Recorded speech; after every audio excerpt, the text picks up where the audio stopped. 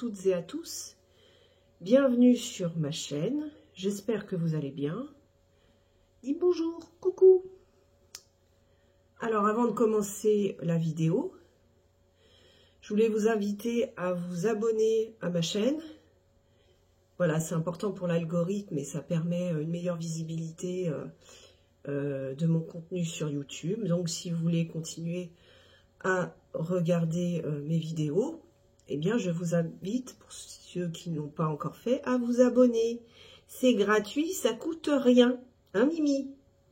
Sinon, si vous ne le faites pas, Mimi vous griffera le nez, voilà, elle boudra, elle sera pas contente, elle viendra plus vous voir dans les vidéos.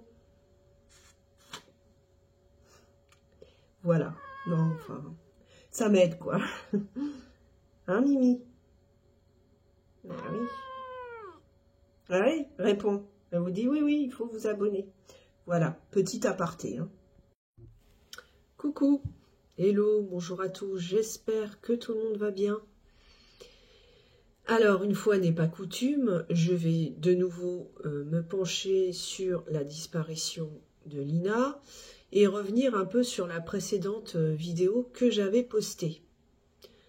Je voudrais pas que ce soit mal interprété dans le sens où je tire à boulet rouge sur l'ancien maire en affirmant qu'il est impliqué dans la disparition de Lina. C'était pas le but de ma vidéo.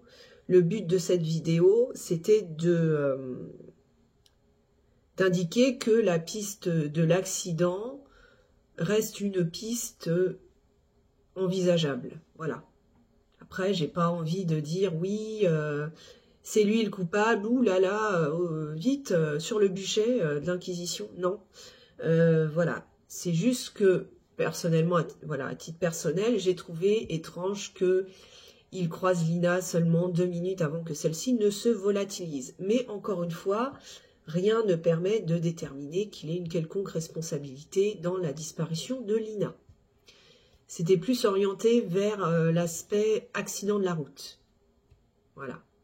Effectivement, j'imagine que les enquêteurs ont fouillé son véhicule, n'ont trouvé aucune trace ADN dans le coffre de la voiture. Voilà. Alors après, certains vont me dire, oui, mais s'il y a eu un accident, pourquoi il n'y a pas de traces sur la route? Effectivement, est-ce que un accident entre un véhicule et un piéton laisse forcément des traces? Je n'en sais rien, je ne suis pas experte en accidentologie. Est-ce qu'on aurait dû remarquer des traces de freinage d'une voiture qui aurait pilé lorsqu'elle aurait vu Lina au dernier moment? Je ne sais pas, personnellement, j'en sais rien. Effectivement, la piste de l'ancien maire, bon, c'est vrai que ça paraît un peu...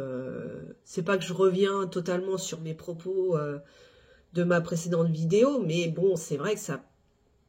Voilà, il y a plusieurs choses qui font que, notamment le témoignage du retraité septuagénaire qui déclare avoir vu Lina sur le siège passager, c'est sûr que si elle était décédée, elle ne serait pas sur le siège passager. Mais bon, après, dans cette affaire, il y a tellement de zones d'ombre, il y a tellement de points qui interrogent, et il y a tellement de suspects potentiels que, moi, personnellement, mon raisonnement, il évolue d'heure en heure. Un moment, je peux penser qu'un tel peut être responsable, et puis un autre moment, je vais me dire, ah bah non, c'est plutôt un tel. Enfin, je veux dire, nous, de notre fenêtre de simples spectateurs publics qui n'avons pas connaissance, encore une fois, à tous les éléments dont disposent les enquêteurs, c'est compliqué de se faire une opinion et d'émettre une hypothèse qui soit vraisemblable ou pas. Bon. Je voulais revenir en particulier sur un point, c'est le trajet effectué par Lina. Alors j'avoue avoir vu passer plusieurs versions différentes, divergentes, plusieurs sons de cloche. C'est-à-dire qu'à un moment, on nous dit, Lina, ça fait 20 minutes qu'elle était sortie de chez elle, ok? On nous dit, elle a parcouru 2 kilomètres. Voilà, elle a parcouru 2 kilomètres. Elle a disparu au bout de 2 kilomètres, elle était à l'entrée de la piste cyclable, il lui restait 900 mètres à parcourir avant d'atteindre la gare de Saint-Blaise-la-Roche, et puis voilà. Alors moi, personnellement, hein, je trouve que quand même marcher aussi vite, c'est-à-dire effectuer 2 km en 20 minutes, ça me paraît un peu rapide.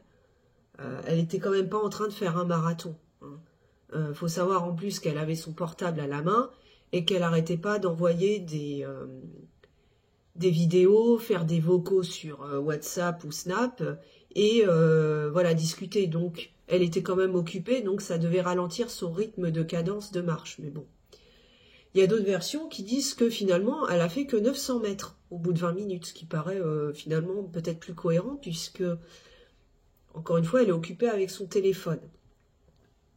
Donc, si elle a fait 900 mètres, effectivement, il semblerait qu'elle n'était pas encore à hauteur de la piste cyclable, mais qu'elle était, elle était en amont. Et en fait, ça expliquerait un peu les propos de l'ancien maire qui indique que il l'a croisé voilà, à l'aller et que sur le chemin, sur le retour, quand il a fait le trajet retour pour retourner dans le bourg de Saint-Blaise-la-Roche, il s'est étonné de ne pas la croiser de nouveau, puisqu'effectivement, si elle n'avait pas encore atteint la piste cyclable, il n'a pas compris pourquoi en maximum 5 minutes de temps, Lina n'était plus visible sur la route et qu'il en est déduit logiquement qu'elle avait peut-être été prise en stop. Voilà. Donc là, ça expliquerait un peu mieux les propos de l'ancien maire qui s'étonne de ne pas la recroiser sur la route. Voilà. Alors, il semblerait que Lina, alors je ne sais pas, ce serait intéressant de savoir à quel endroit exactement elle a été vue par l'ancien maire pour la dernière fois et à quel niveau ça se situe sur la départementale D350. Alors certains ont indiqué que c'était à un embranchement entre la départementale et l'entrée d'une route forestière. Je ne sais plus laquelle. Une route forestière qui effectivement est visible hein, sur Street View. Il y a, je crois, 1 ou 2 entrées de chemin forestier. Et moi, j'avais repéré que c'était potentiellement carrossable pour qu'une voiture s'y place en embuscade et ne soit pas visible des conducteurs qui circulent sur la départementale. Donc voilà, dans l'hypothèse d'un enlèvement avec un embarquement de force de Lina ou le fait qu'elle soit montée dans la voiture de son plein gré, pourquoi pas éventuellement imaginer une voiture qui se soit placée en embuscade, à moins que ce soit une voiture qui était sur la route, hein, que l'ancien maire n'a pas aperçu parce que peut-être que elle était derrière lui tout simplement, enfin à quelques centaines de mètres, et qu'elle attendait d'avoir le champ libre pour enlever Lina. Et ensuite, la voiture a pu passer sur la route sans que l'ancien maire ne l'aperçoive parce qu'à ce moment-là, il était occupé à récupérer un outil chez lui. Donc, il n'aurait pas croisé la voiture en question. Donc, voilà. Tout ça pour dire que les propos de ma précédente vidéo n'étaient pas d'accuser l'ancien maire. Alors après, je vous rassure tout de suite, hein, j'ai reçu aucune menace de quoi que ce soit, hein, puisque j'émets que des hypothèses. Hein, j'ai pas de personnes qui viennent me dire qui me faire des menaces en commentaire. Hein. Déjà, ma chaîne est toute petite, donc elle n'a pas trop de visibilité. Bon, voilà. Puis à partir du moment où je n'accuse personne, je diffame personne et je n'émets que des hypothèses, j'emploie le conditionnel, tout ça, c'est avec des pincettes, donc il n'y a pas de raison. Bref, je me comprends. Hein. Comparé à certaines chaînes, hein, dont je tairai le nom, mais vous voyez sûrement de quoi je veux parler, qui se permettent, qui se permet ouvertement de diffamer certaines personnes sans avoir la moindre preuve et d'indiquer qu'il détient la vérité hein, et qu'il il a permis à la police d'avancer. Hein, ça commence par T, ça finit par Y. Hein, voilà, bon, voilà. Alors, j'ai vu aussi passer que dans cette affaire, il y avait 4 caméras routières qui avaient été saisies par les enquêteurs. Donc, des enquêteurs ont saisi des enregistrements des caméras de vidéosurveillance dans 3 cols vosgiens et dans le tunnel de Schirmeck, je ne sais pas comment ça se prononce. Alors, il me semblait justement que le matin de la disparition de Lina, avoir entendu que ce tunnel était fermé toute la matinée. Donc, s'il y a une caméra à ce niveau-là, potentiellement, elle n'a pas pu filmer l'éventuel suspect dans la disparition de Lina, puisque le tunnel était fermé. Bon, je ne sais pas. Donc, on nous a dit que ce sont des caméras qui surveillent habituellement l'enneigement des routes en hiver, mais qui permettent de couvrir les différents axes de sortie de la vallée de la Bruche pour un éventuel ravisseur. Voilà. Donc en fait, on nous explique que cette affaire de disparition se heurte à une difficulté majeure, c'est le manque de caméras de vidéosurveillance dans ces villages de montagne. Une caméra a pu être exploitée, ça on l'avait dit en début d'enquête, celle de l'étang de pêche de Saint-Blaise-la-Roche qui avait révélé que Lina n'était pas passée à cet endroit-là, et d'ailleurs elle n'avait pas été vue non plus par les pêcheurs. Ça a permis de prouver que Lina n'était jamais passée à pied sur la piste cyclable qu'elle aurait dû emprunter. En tout cas, la caméra qui est placée du côté de l'étang ne permet pas de voir la route et le passage des voitures sur la D350. Alors, on nous indique qu'il y a une autre caméra de vidéosurveillance, celle d'un institut de beauté qui n'a pas pu être exploitée. Elle permettait de voir la circulation sur la route. Malheureusement, son disque dur est effacé au bout de 48 heures. Comme c'est souvent le cas dans ces caméras de vidéosurveillance publique, hein, les données sont effacées, sont écrasées automatiquement au bout de 2 jours. Les gendarmes n'ont pas pu récupérer les images à temps, malheureusement. Donc, les gendarmes ont ensuite élargi leur périmètre de recherche. Ils ont saisi les enregistrements de 4 caméras qui sont placées à des endroits stratégiques, 3 cols vosgiens et le fameux tunnel de Schirmeck, qui me semble était fermé le matin de la disparition de Lina d'ailleurs. Donc, ce sont les 4 sorties principales de la vallée de la Bruche. 4 possibilités de fuite pour un éventuel ravisseur. Alors, j'avais vu aussi qu'ils avaient exploité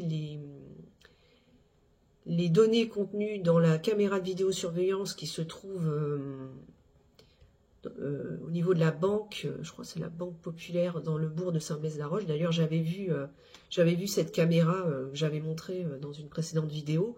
Bon, bah, j'imagine que toutes les caméras, les principales caméras qui étaient présentes dans le bourg et aux endroits stratégiques ont été exploités en début d'enquête. Donc je ne comprends pas pourquoi ils en reparlent ensuite, enfin maintenant 6 semaines, 1 mois et demi après sa disparition. C'est sûr que ces genres de caméras, faut les exploiter très rapidement parce qu'ensuite les données sont effacées. Mais bon, bref. Tout ça pour dire que finalement, dans cette affaire, on a l'impression que les enquêteurs n'arrivent pas à s'orienter sur une piste concrète.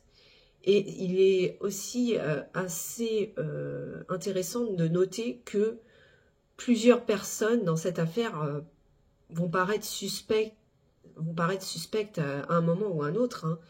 Que ce soit, bon là j'ai dit l'ancien maire, mais il y a également évidemment Tao et son portable qui disparaît comme par hasard sur le toit d'une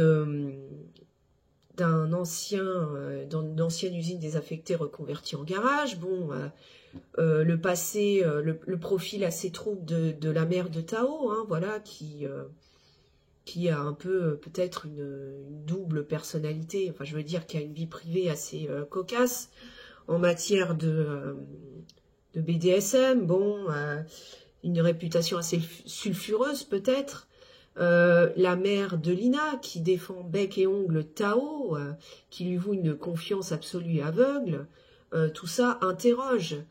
Donc beaucoup de suspects potentiels, plus évidemment l'ombre d'un prédateur, d'un tueur qui plane sur cette région, puisqu'on n'oublie pas qu'une jeune fille qui ressemble étrangement à Lina a fait l'objet de 2 tentatives d'enlèvement seulement quelques jours avant la disparition de Lina. c'est assez étrange.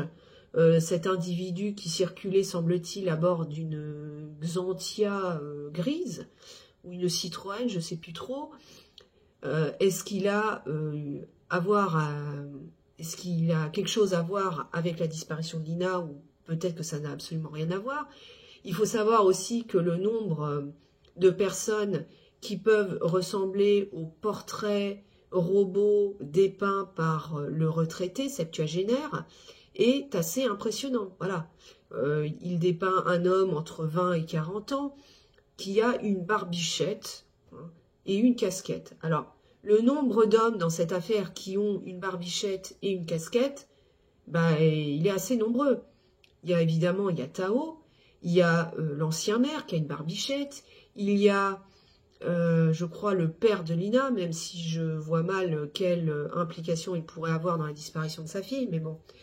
Il y a également, je crois, un ami de Lina, qui avait été interrogé en tout début d'enquête et qui avait également une barbichette. Voilà, il y a beaucoup d'hommes qui sont susceptibles d'avoir une barbichette tout simplement, hein, et une casquette, hein, tout le monde peut mettre une casquette. Donc effectivement, autant de suspects que d'hypothèses, que de pistes différentes, mais ce qui est frappant dans cette affaire, c'est que plus on cherche et moins on trouve. Plus on cherche et plus on se pose des questions, et il y a tellement de pistes possibles et qui ne sont pas totalement écartées qu'au final, on finit par ne plus savoir qui croire et quelle piste privilégier dans cette affaire. Donc, c'est compliqué. C'est comme l'affaire Émile, c'est compliqué. 4 mois après, c'est le statu quo. On a l'impression que les enquêteurs pataugent dans la semoule et n'arrivent pas à s'orienter vers une piste concrète. Ou alors, ils ont des suspects dans le collimateur, mais ils ne peuvent pas prouver leur culpabilité. C'est possible aussi. Mais alors, pourquoi dans ce cas-là ne place-t-il pas certaines personnes en garde à vue, voilà, pour les interroger de façon plus musclée? Et pourquoi tout ça est-il aussi laborieux? Tout ça est-il aussi laborieux alors que c'est extrêmement médiatisé, qu'on a énormément d'informations et on ne comprend pas trop comment c'est possible qu'une gamine comme ça puisse se volatiliser en quelques minutes sans qu'il n'y ait pas la moindre ombre d'indice, quoi. Enfin, je trouve ça dingue. Après, malheureusement, ça devient de plus en plus fréquent. C'est de plus en plus fréquent que les enquêtes, malgré tous les moyens qui peuvent être déployés, techniques, etc., n'aboutissent pas. Espérons que ça finisse pas en cold case, mais franchement, il y a vraiment de quoi se poser des questions.